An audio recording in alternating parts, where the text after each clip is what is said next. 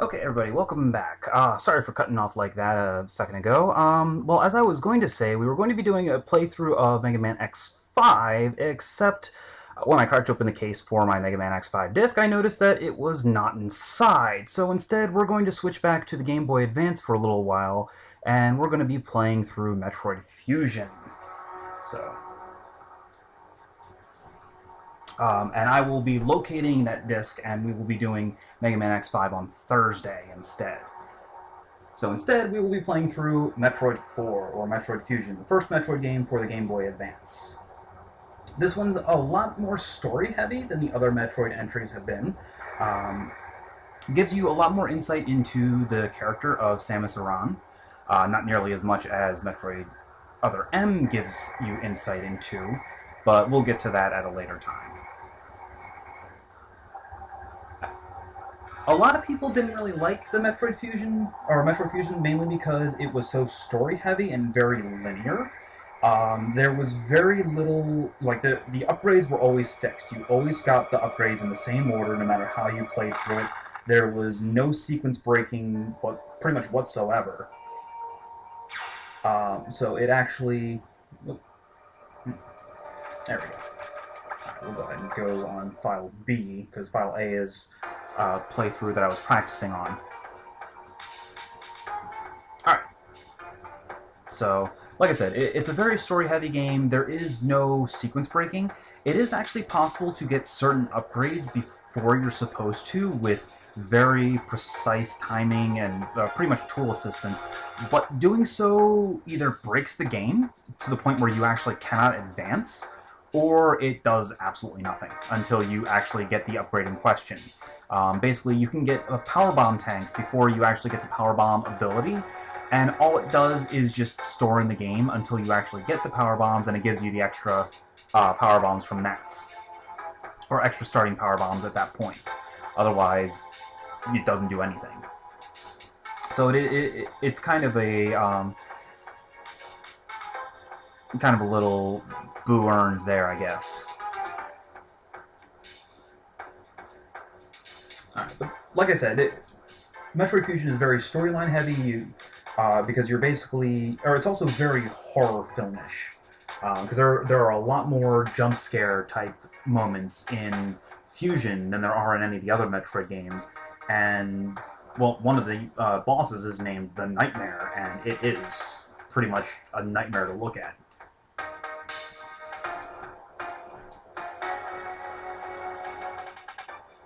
But you'll see what I mean when we actually get to that point, if we get there tonight.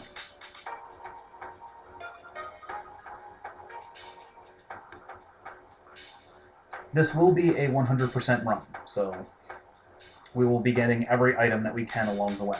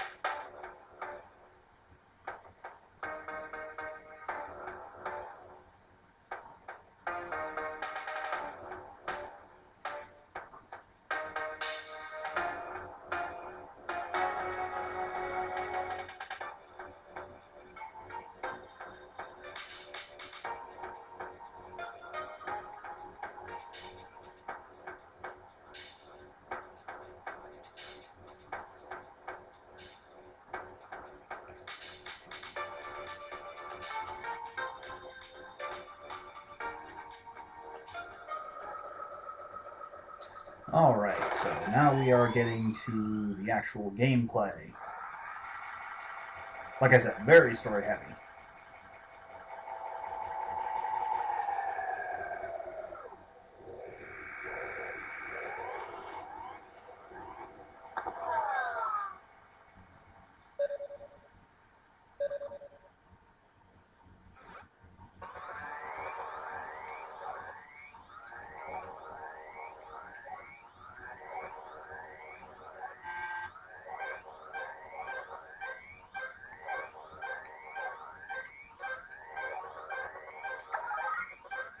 Now, if you say no to the "is your objective clear," all it does is just repeat what he just said. So, you have the ability to shoot in every direction, duck. You do not have Morph Ball yet. Now, like in Zero Mission, you have mid-air respin, so this is important for the space jump. You also have the power grip automatically, like in Zero Mission, so you can grab onto ledges and climb up.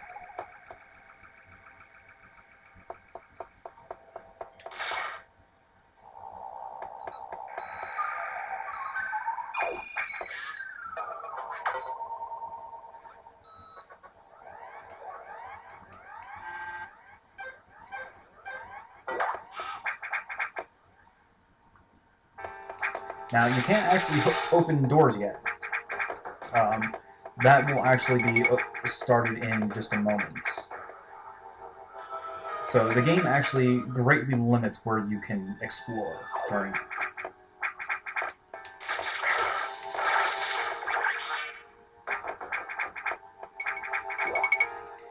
Every single enemy drops a pickup, no matter what. It's either yellow X or green X. The yellow X restore health, the green X restore weapon ammo.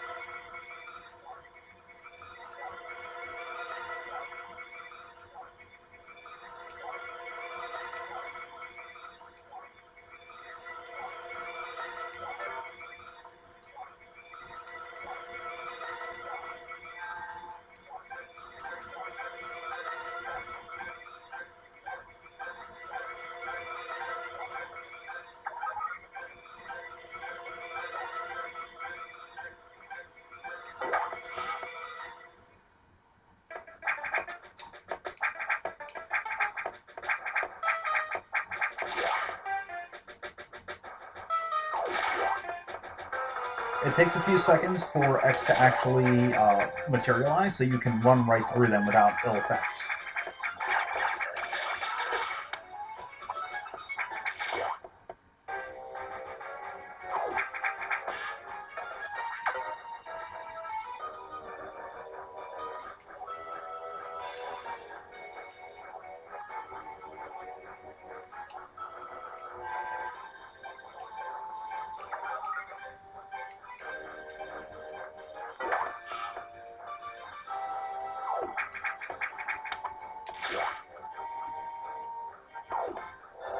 Unlike in other Metroid games, missiles remain useful throughout the entire game,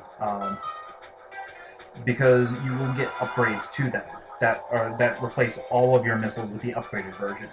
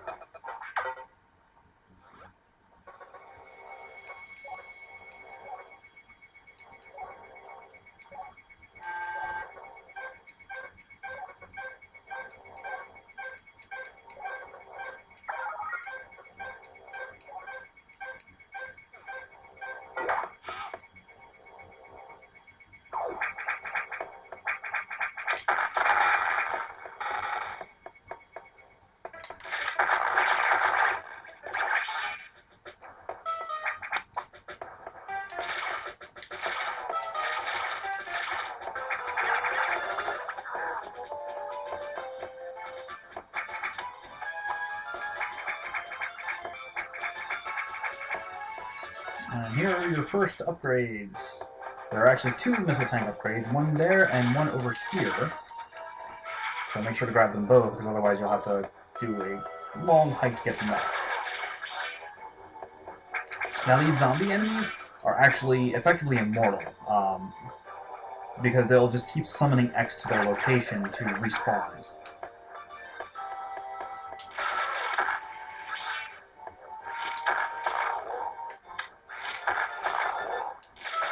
The eye doors always give you red X's, which restore like several tanks and I want to say 50 missiles on pickup.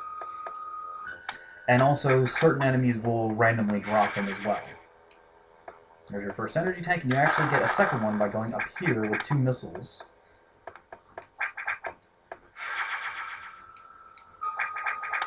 Give you a little bit of an extra edge versus the first boss. First boss is actually really easy. If you've ever played Metroid 2 Return of Samus, you will recognize it as the Arachnus, where you had to fight for the spring button.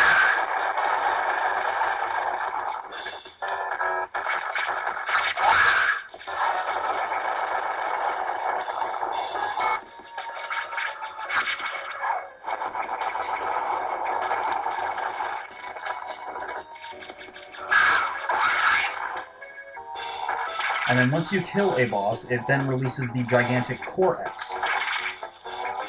There are 2 variations. There are the normal Core X, which just tries to kill you by slamming into you, and then there is the Weapon Core X, which you can only damage by shooting it in its eye before it shoots you.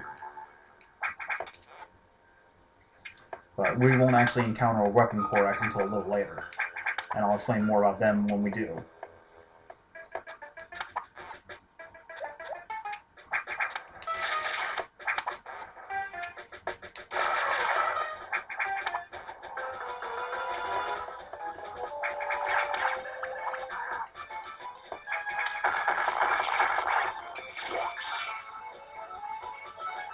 No, recharge room, not worth it.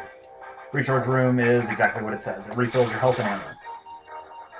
You get the exact same effect by either absorbing a Core X, or you get a significantly close effect by absorbing a Red X.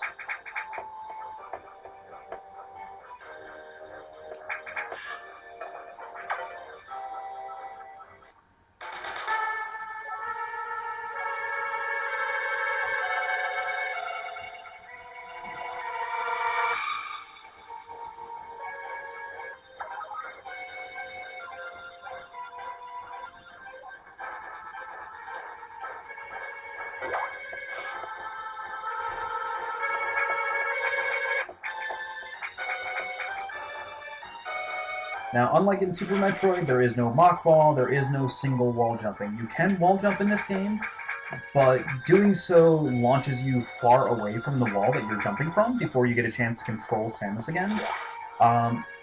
Now, with some tool assistance, it is actually possible to open or to single wall jump, because you can morph in mid-air to slow your fall, and then it's complicated, but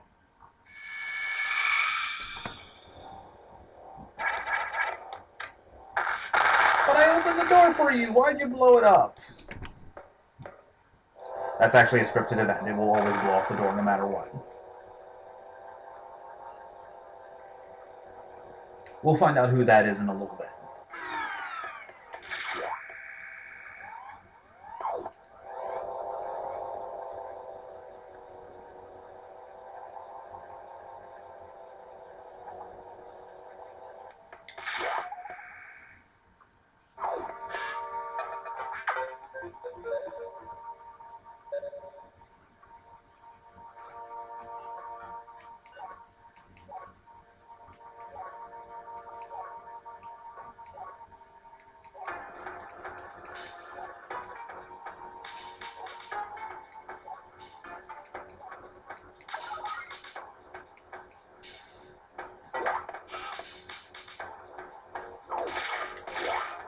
Okay, so there are basically a whole bunch of little mini side quests throughout the game.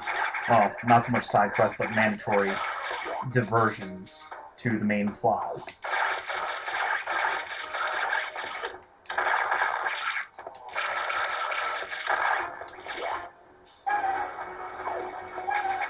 And the first of which being the atmospheric stabilizers. They take three. They each take 3 missile shots to clear, and you have to clear each one before you can move on to the next area.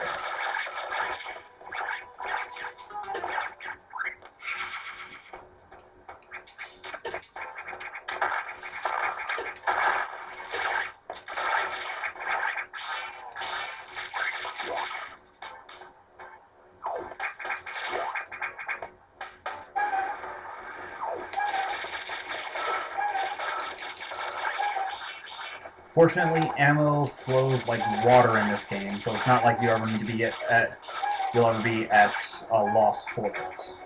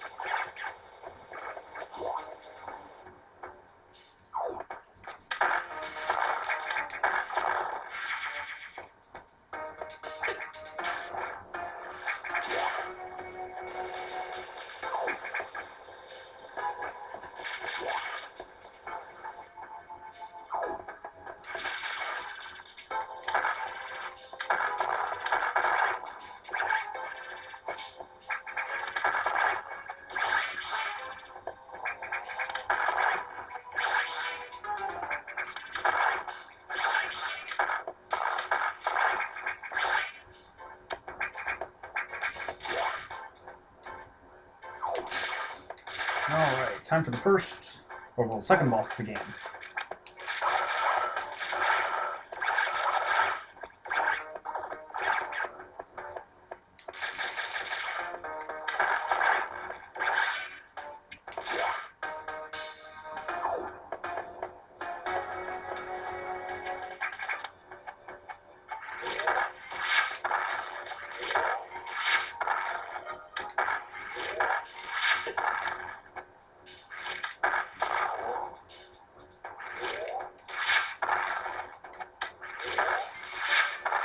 Come on, damn it.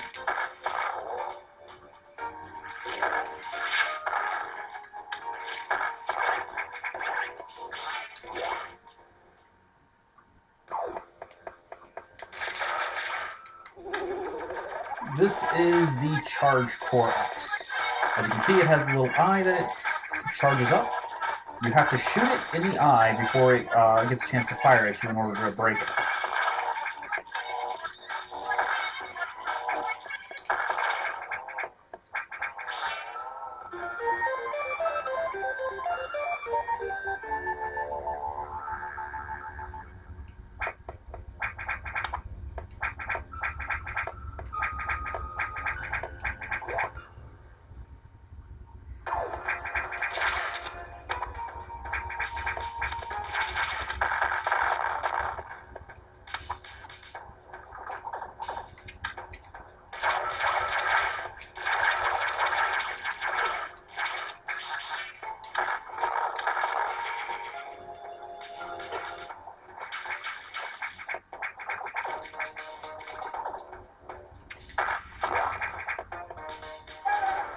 And here's final atmospheric stabilizer. Now, actually, if you look really close at it in the, there it is, right in the top center, you can actually see a GameCube.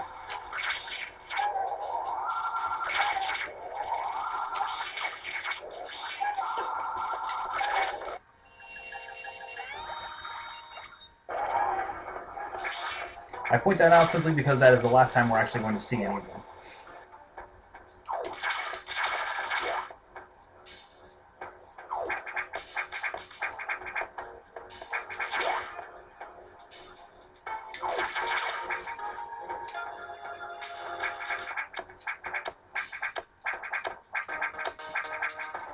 And this is a commonly missed missile tank.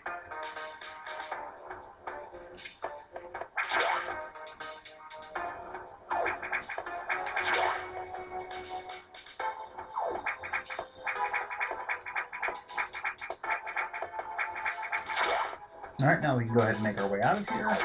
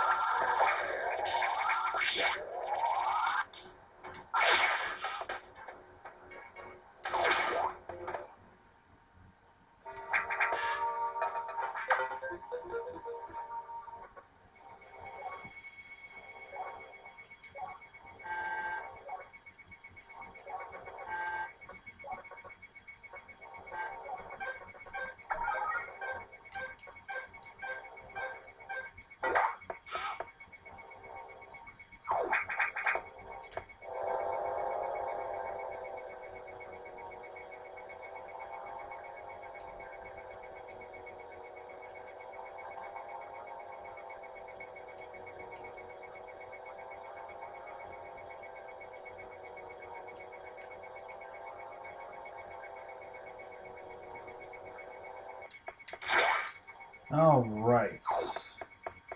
So, Sector 2 is actually the sector we spend the most time of the game in. We end up coming back here a grand total of like 3 or 4 times over the course of the game. And it's annoying every single time.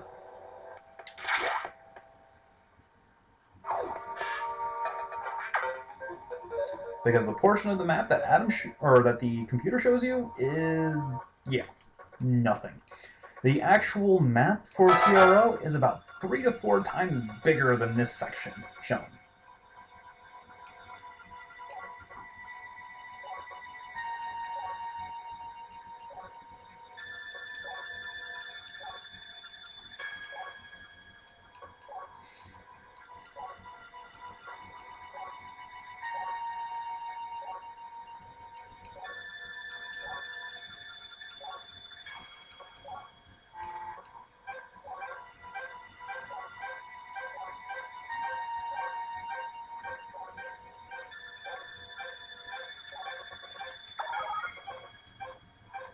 It's actually incredibly easy to find the security room.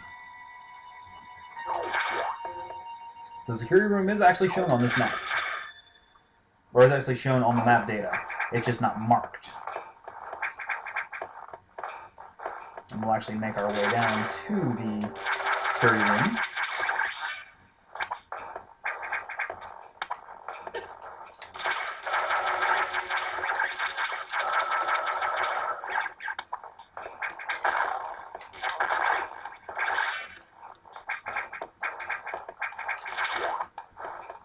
Go right through here.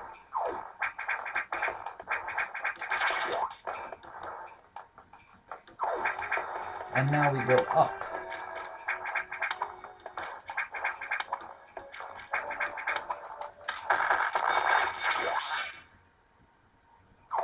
And oh look, we're already there.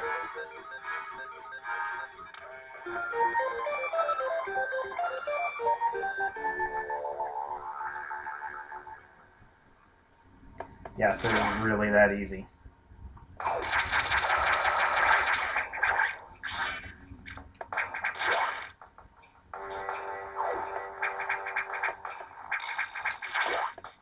And now that we've activated blue hatches, the X are all over the place.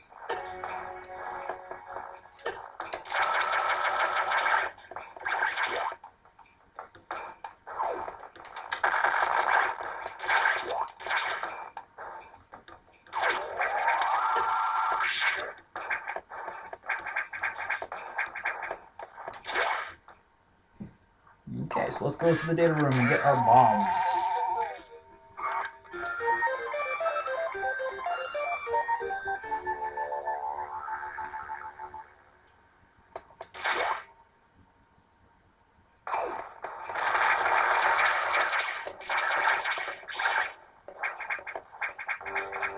Oh no, the door is busted. Whatever shall we do?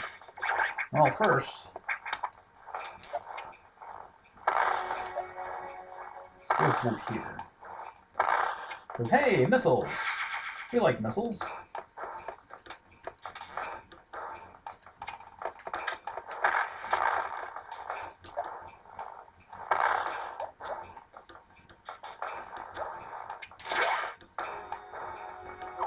Hey, a save room. You know what? Let's go ahead and drop a save, since we haven't saved yet since we started.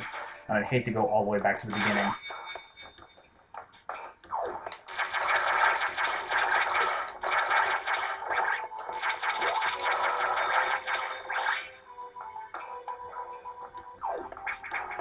Alright.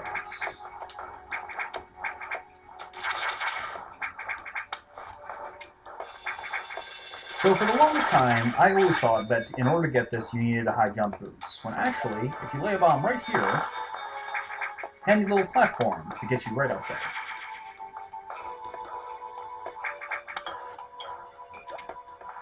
Now, see, the reason why I used to think that you needed high jump boosts was because, and was really annoying upgrade to get, was because it is very difficult to get back to this area, since you need to basically backtrack all the way back through this entire segment.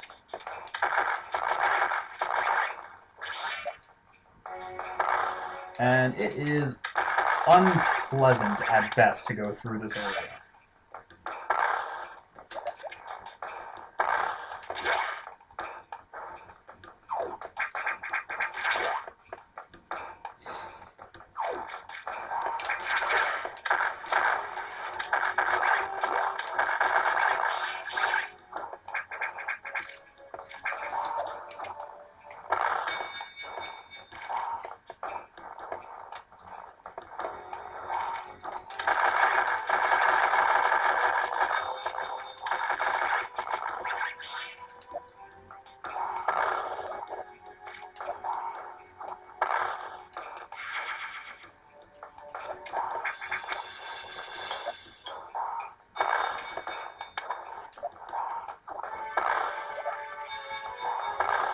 By the way, they also nerfed bomb jumping in this game.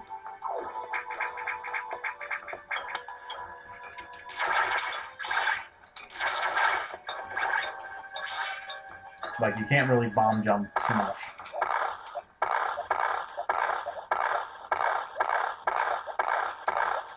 As you can see.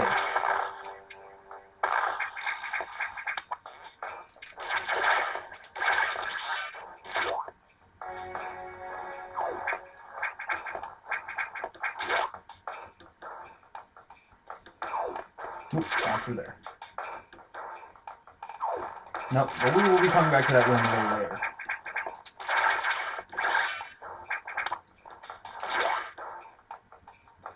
We can, however, go through here, though there isn't a point to just yet. We'll need to get both upgrades first before we can go through that area. Or the next upgrade, I should say.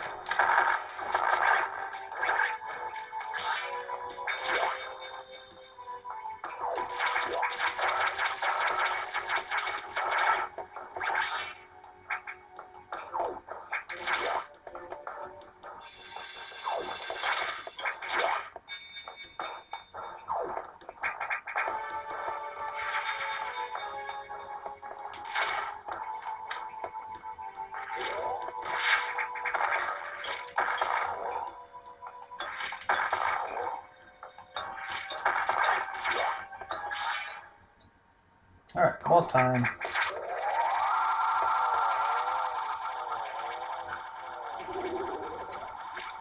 no idea what the hell this thing's named.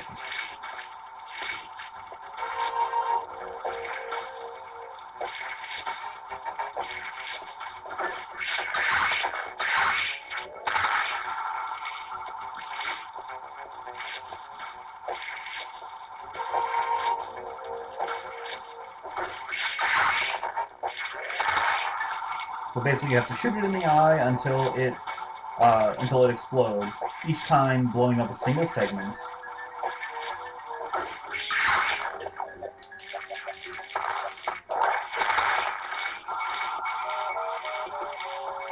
But this thing is a pain.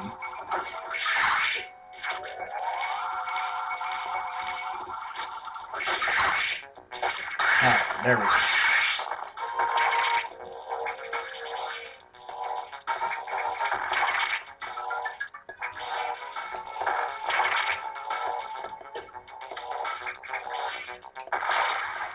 There we go. And now we have both high jump and spring ball.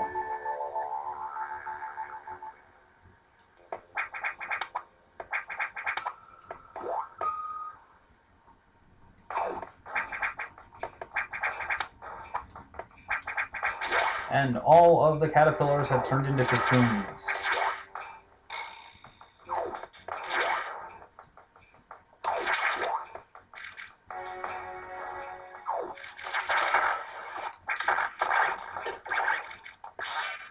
And oh look, yet another door has been destroyed.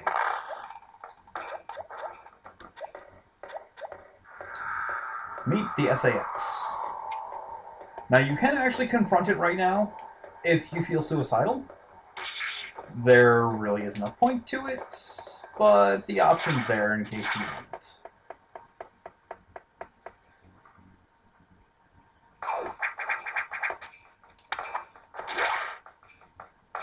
Alright, so now that we have high jump boost, we can actually reach this ladder up here to get the missile upgrade over here. And then into the water. Now, I used to always think you needed gravity for this, but nope. Just like with the high jump in the last area, there is a handy-dandy little platform to bring up for you.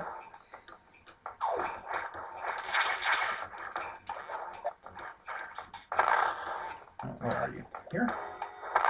No? Here. There we go.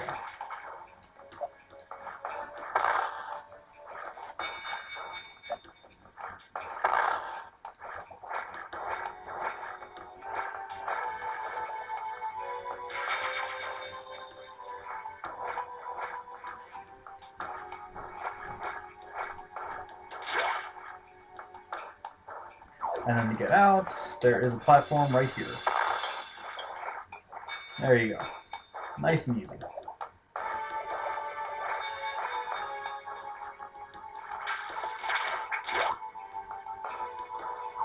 Alright, so let's make our way back up to the navigation room. Now this one you actually do need to come back for later. You can't get there right yet.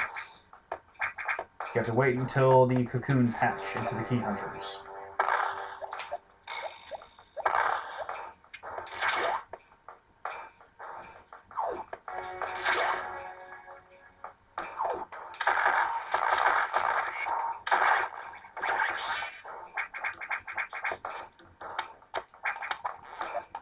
And there's also an item over here.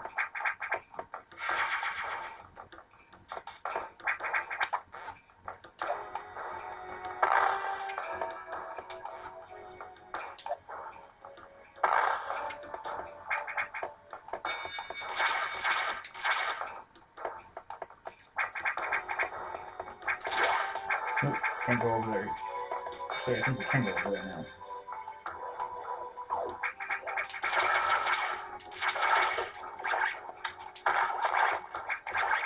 Yep. Yeah, you need high jump in order to clear these guys.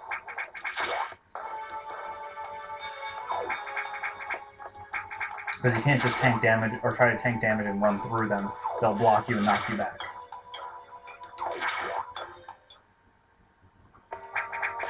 Alright. Onward to more plot.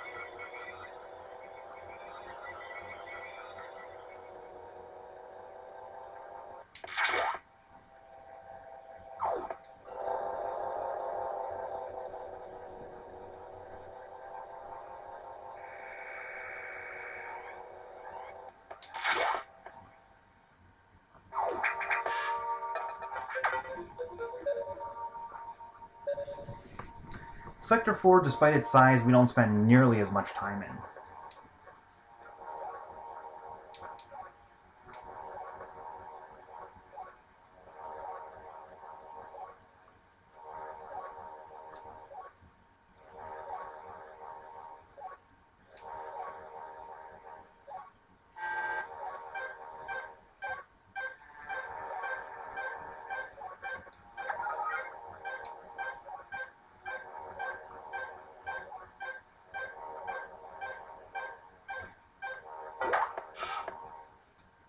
Alright, we're going to go ahead and drop a save here, and then I'm going to split off the video. I'll be back in just a minute with the next part as we go after Samus. Stay tuned.